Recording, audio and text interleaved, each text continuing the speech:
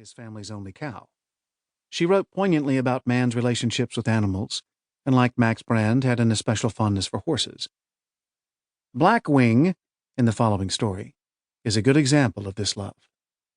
Outcasts of Picture Rocks tells the story of 2 generations of the Jore family, feared and ostracized by all others, and both protected and imprisoned by their Arizona mountain stronghold.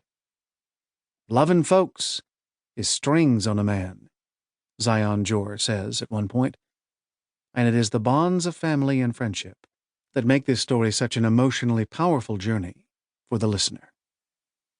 Vicky Piekarski, Portland, Oregon.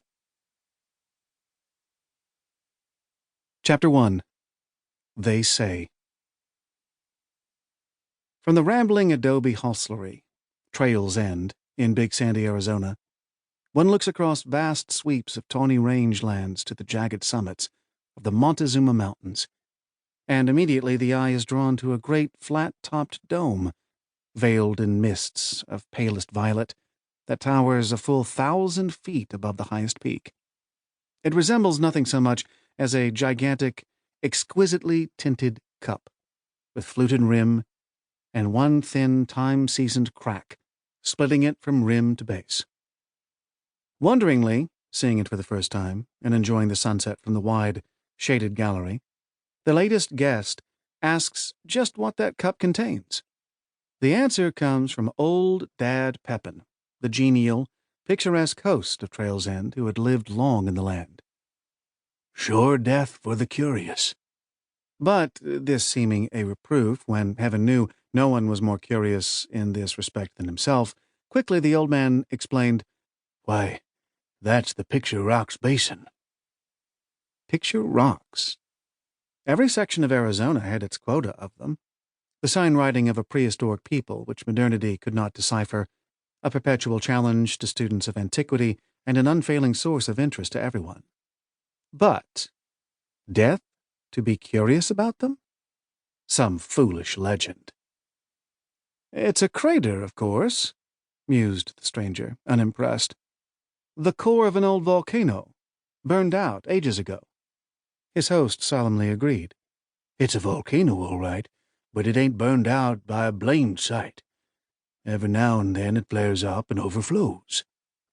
Meeting a smile of disbelief, he said, in simple explanation, "The Jores live there." He felt a certain pride at the way the stranger whipped around in his chair. "Not the Jores? Not the outlaws who've kept this state in hot water for 30 years? "The same," replied old Dad Pepin, nodding his head. "That basin's been their refuge for 2 generations. What's in there, you're free to guess. But the Jores taboo all trespass and enforce it with fast rifles. You see that split running down from them 2 highest spires?